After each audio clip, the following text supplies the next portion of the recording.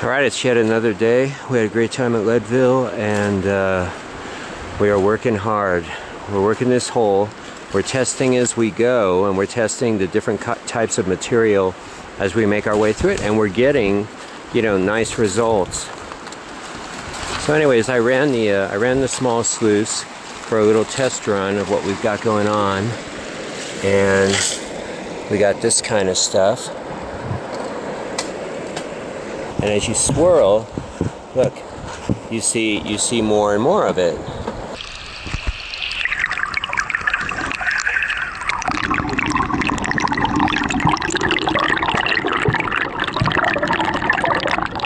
We've been in beast mode working this. So what I'm finding, and what we're finding, and I just did a run just to see, we're finding that bedrock layer, but what I found was that I need to take the material probably 6 to 8 inches above the decomposing granite layer that we found. But I've got this mini tom. I just received it, I don't know, 5 days ago from the makers of Angus McKirk, Broken Back Mining. And I spoke to the guy for a while on the phone. It's in British Columbia. And I love this thing. This thing is perfect for, low flows like in this zone. This is a really cool, I think it's a 34-inch sluice. I think it's 7 inches across. However, I think the actually run is 5 in diameter. But it's a really nice small unit. Easy to clean up. And fantastic. So I've got these 2 Angus McKirks, and I like them a lot. Tomorrow, I think we're gonna go fishing, and it sounds like fun to me. I've got a few select little areas here that I'm gonna go ahead and throw at. I'm gonna use light 4-pound test spinning rig. I like here, you've got kind of an eddy zone. You can see it there clearly. Yeah, right in here, fish just kind of looking out at the current, waiting to ambush something. And so we'll be going to some other areas as well. And then I think on Thursday, Cripple Creek, and then Friday, my brother and I are going to go hike into the Ketchum Creek area and hopefully get some bigger gold, because I've seen some good gold come out of there. So it's just great. It's just super fun, and I appreciate being here. Okay, we're wrapping it up for today. We moved a ton of material, really.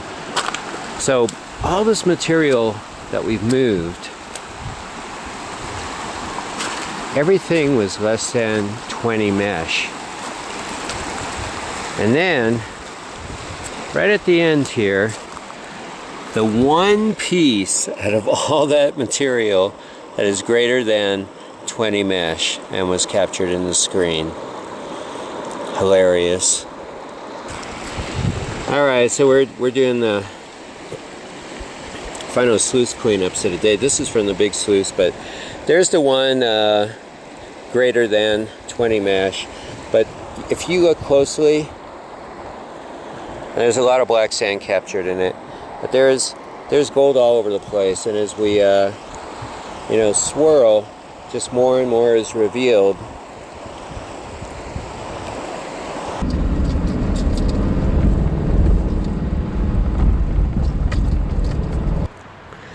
Well, there he is, my first trout. Look at how beautiful he is. What a gorgeous fish. And if I want him to live, I better get him back in the water. Little rainbow. All right. The first one was from the Arkansas River, and the second one is from Crystal Lake. And he's not nearly as beautiful as the last fish. Well, fish number 3 later in the day. What a beauty. These fish are gorgeous. All right, this is how we're ending day 4. It's Wednesday evening. Caught a few fish. Soon. And here's the lure. It looks, and it's perfect. And that's what I've caught all these fish on. So it's been really terrific. What a way to end the day.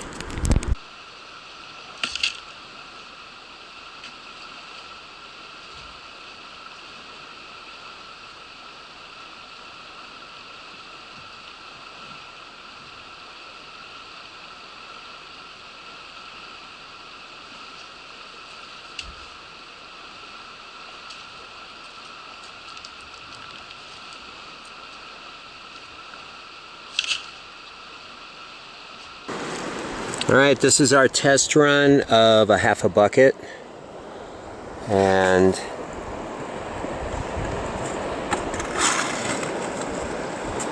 there's a fair amount, and there's more in the remainder of the black sand.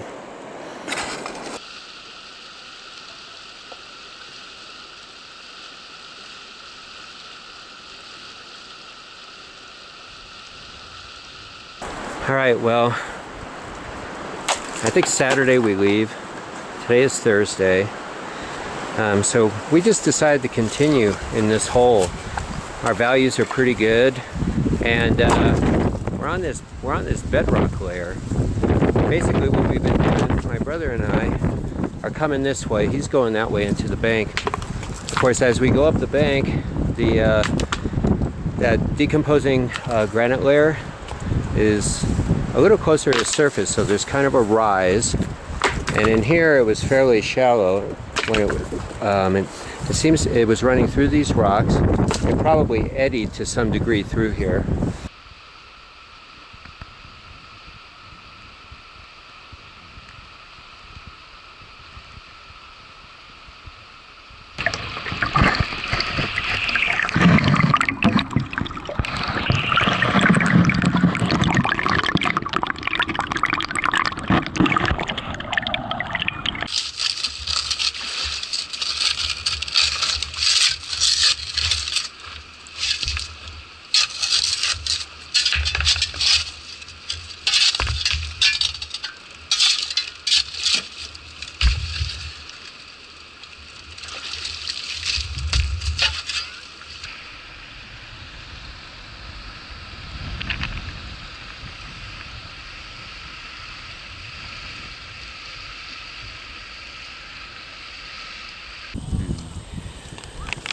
Alright, here it is. Irish pub style cheddar potato. 25-year shelf life. This is a really good company, small production, and good products. Let's check it out. It's actually really good.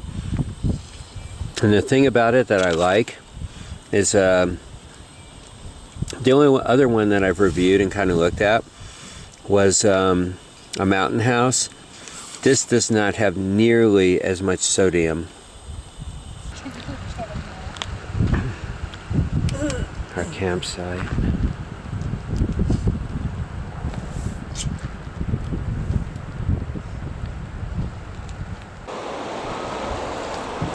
I decided to do a little bit of fishing today. And see how it goes. Oh, I'm on! Oh, I can't. Nice. I'm on already. Here he is. I'll take another little brown. Oh, beautiful fish. Oh my God, check it out. Well, there he is. Wow, what a beauty.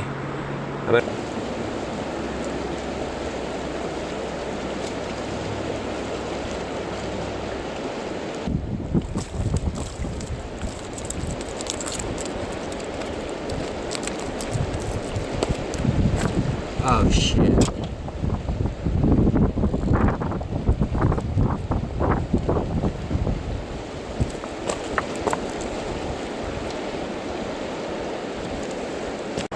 Okay, I'm back on the fish. I got another one. This is a smaller one. I used a bigger lure, so I just, I don't want to kill these fish. Okay, there he is. Came up on shore. Yeah, he's like 10 inches. Look at how pretty he is. Anyways, there he is on the larger lure, and I feel good about it because I don't think I'll harm any fish. I mean, if I was going to eat them, but I didn't bring anything to keep them in.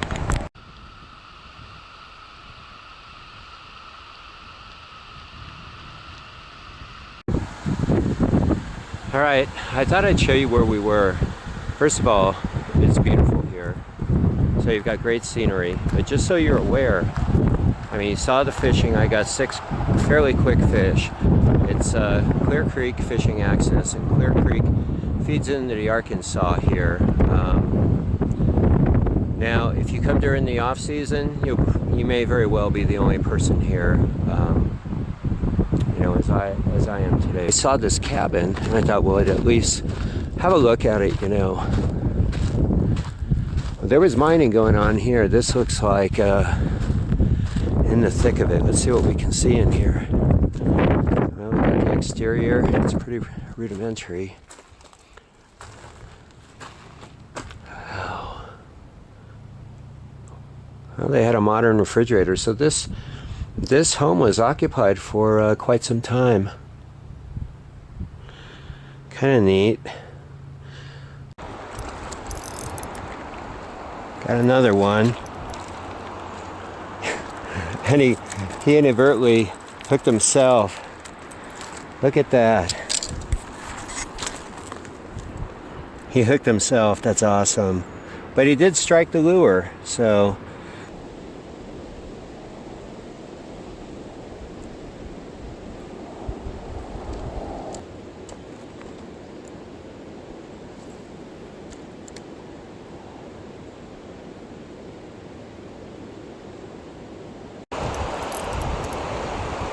Another one. Yeah, they put up a pretty good tussle, you know. I got 4-pound test on here, and there he is. Really vivid colors. Another beautiful fish.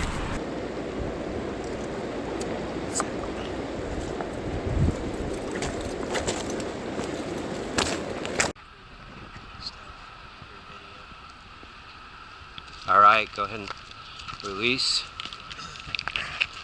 There's the moment. Well, my brother's here. It's our last day. We're going to leave early in the morning. I think he's leaving too because the weather is going to be showers tomorrow night and then snow showers in the evening. And then we got the last week of really nice weather here. We had some mid-70s weather, and we had a little wind a few times. It just about blew our tent away, but it was a great time.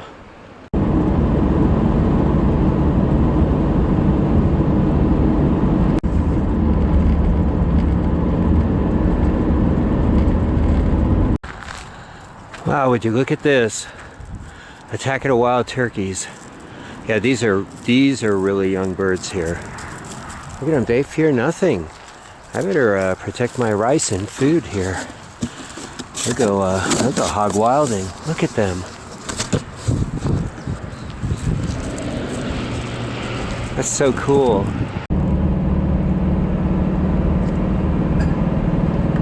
Well, unfortunately, we had to go our separate ways. My brother back to Florida.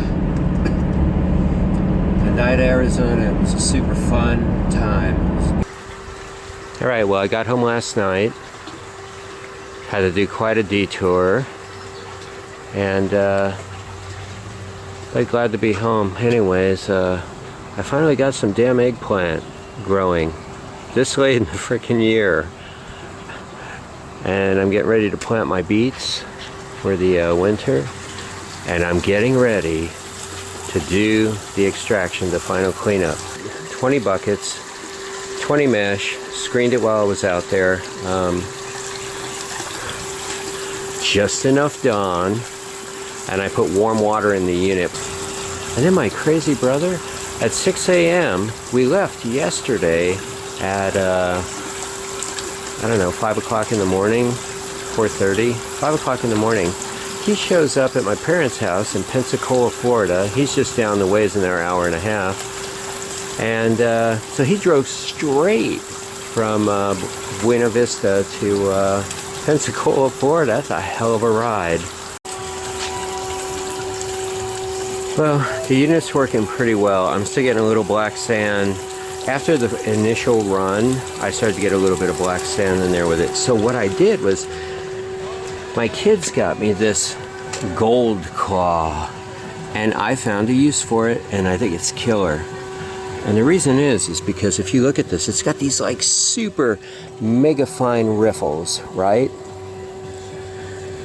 So anyways, I can get rid, I mean, there was a decent amount of black sand in there.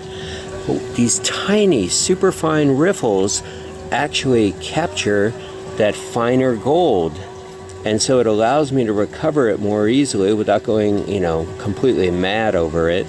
And this is a good little tool. And I would call it, you could use it as your main pan. However, for me, it's going to be my cleanup pan, because look at how small the gold is that's actually trapped in these very fine riffles. Oh yeah, I found some eggs from a chicken that was laying them out back. So I'm going to go ahead and fry them up. Awesome. Well, here's the gold that we got. Okay, we probably did 20 buckets. Now if you look closely at it, you know, it's really fine gold. Oh man, there's a lunker right there. And this is a Guatemalan peso, and it's around the size of a silver dollar. So you can tell about how much gold we have to some degree. And I have a weight on it. Realistically, it's probably like, I don't know, 1.5 grams, I would say. I'm going to take this material here and I'm going to vial it up. I'm going to send it to my little brother, who's a really good worker. One thing to keep in mind, we're recreational prospectors. We do this because we want to have fun, we like being outside, and we can integrate other activities to our gold prospecting, such as camping, hiking, fishing, and ghost towning, a little spelunking for those who are daredevils. But there's so much you can do, you know, that kind of connects to it. And so, you know, I've had a few comments where people are telling me that I should work smarter, and I agree with them. Yeah, I could, there's many things that I could do to change it up. But I'm really more about just going out and having a good time. You know, I don't want to go hardcore. I don't worry about, you know, finding enough gold to make my gas money. And I've seen all these comments, you know, online before. And I don't know, I think when you're, it's like these gold shows. I saw one that I watched a few times. I think it was Yukon Gold, but they're all worried about payroll and this kind of thing. Why not just go out on your own? And they're really not worried about, you know, payroll, because they have a show, they're getting paid. However, for the regular, you know, for the average person that just likes to be outside, it's about just the experience. And so the rest of it doesn't matter. Did you have a good time? Yes.